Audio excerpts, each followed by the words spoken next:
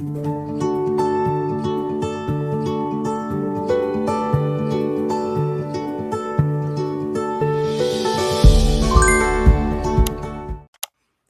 já tem forças para sair desse relacionamento. Já tem.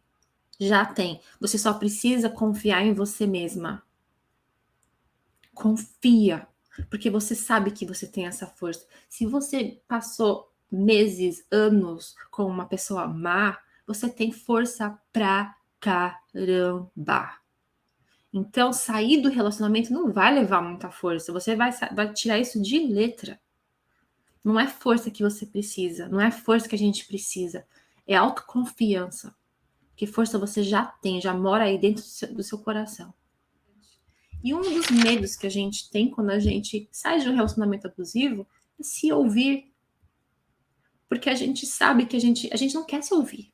A gente se acostumou tanto a ouvir o outro, a fazer o que o outro quer, que a gente nem sabe o que a gente quer. A gente nem sabe quem a gente é mais. E isso dá medo a gente descobrir, não gostar do que a gente é agora.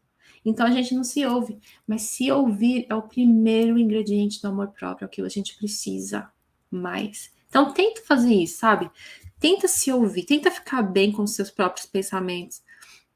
Eu faço isso quando eu vou dormir, sabe? Eu faço oração, daí eu paro, tento não pensar em nada. Daí vem algum pensamento, eu penso, por que eu pensei nisso? É uma coisa tão interessante, gente. E daí você vai, assim, você viaja no seu cérebro. É muito interessante. E a gente vai se conhecendo muito melhor. Ah, eu tô me sentindo assim porque eu tô tendo esse pensamento. Porque a gente só consegue. Os nossos sentimentos têm a ver com os nossos pensamentos, não é? É interligado isso. Pensamentos, sentimentos. Então, se você está pensando, se você faz força para pensar em alguma outra coisa, porque você sabe, se você ficar sozinho, você vai estar pensando no infeliz e você vai se sentir mal. Agora, se você se forçar a pensar em outra coisa, se forçar a pensar numa coisa legal que você passou num dia, pensa num dia que você teve super gostoso. Então, antes de dormir, você deita e fica pensando naquele dia, tenta lembrar todos os detalhes daquele dia. Isso te faz sentir bem, porque os nossos sentimentos estão conectados com os nossos pensamentos. Muitas vezes as pessoas não se dão amor por se acharem egoístas. Olha só, isso é codependência na veia, né? Você prefere não se fazer bem para que as pessoas não achem que talvez você. Você vê, a gente não faz o que nos faz bem para não parecer para o outro que a gente talvez seja tal coisa que talvez eles pensem que a gente seja. Isso é codependência. Quando a gente percebe que a gente está quebrando essa codependência, a gente se sente egoísta. A gente se sente egoísta sim. Não vou falar para você, é fácil. Não, porque a gente está acostumado de um jeito, né? Então, a gente se sente super egoísta, a gente se sente mal, mas depois a gente se acostuma com isso. O que a gente tem que pensar é, se eu tô falando com um amigo meu, esse meu amigo vai me entender. Então, vamos dar um exemplo que já aconteceu comigo. Se alguém já me pediu para fazer supermercado para essa pessoa, e eu acabei não fazendo supermercado para mim no único dia que eu tinha da semana para poder fazer para mim o supermercado, porque a minha amiga estava grávida, ela faz supermercado para mim, fiz supermercado para ela e não fiz para mim. Daí tava lá eu comendo porcaria, entendeu? É o tipo de coisa que eu precisava naquela hora ter falado, olha, eu faço, mas hoje não dá. Vou ver se eu consigo fazer. Porque, gente, se eu não conseguir esse dia, ela vai achar outra pessoa que consiga nesse dia, que a outra pessoa não precisa se sacrificar em nada, entende? A gente acha que a gente é a única pessoa que pode ajudar. E isso é um defeito dos codependentes. Porque a gente acaba se achando muito. Olha só, o oposto do narcisista, hein? O narcisista também se acha, mas o codependente, empata, a gente acha que só a gente pode ajudar a pessoa, que não tem outro meio. Então a gente fica, parece que a gente acha que eles dependem da gente, mas eles não dependem coisa nenhuma da gente.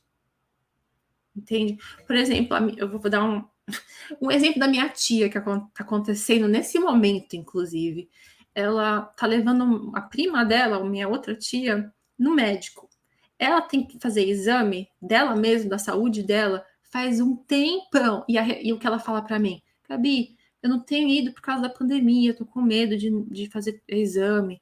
E aí o que acontece? A prima dela fica doente, ela fica no hospital com a prima dela por 11 dias. Daí eu falo, você fez os exames? Ah, eu não fiz, tô com medo da pandemia. Não, você não tá com medo da pandemia, você tem falta de amor próprio. Você precisa se colocar em primeiro lugar. Vocês veem? A gente acha que só a gente. Ah, mas se eu não ajudar a minha prima, ninguém vai ajudar. Se você não tivesse aqui hoje, aquela pessoa iria ajudar. Tem um outro jeito. Se você estivesse viajando, por exemplo, e a prima ficasse doente, tenho certeza que alguém ia arrumar essa situação. Mas a gente que é codependente, a gente acha que eles precisam da gente. Não é a gente que precisa deles. Você vê? É o inverso. É a gente que precisa se mostrar útil. É a gente que precisa se sacrificar. Porque se sacrificando, a gente vai achar que as pessoas veem o nosso valor.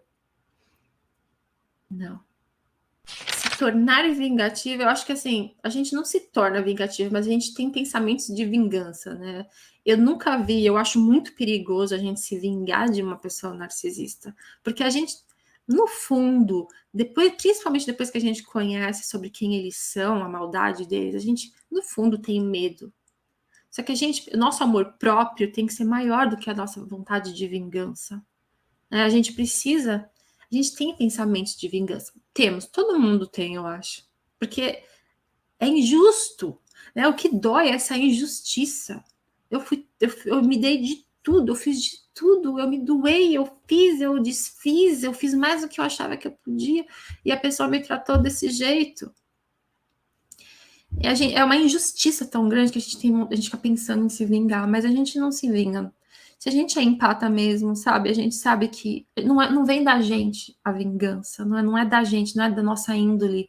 E por isso que muitas vezes, quando as pessoas se vingam, depois elas se arrependem, porque não é natural de uma pessoa empata fazer isso. Né? Depois a culpa é maior do que a vontade de se vingar, que é maior que o amor próprio, e daí você se perde em todos os seus sentimentos tóxicos.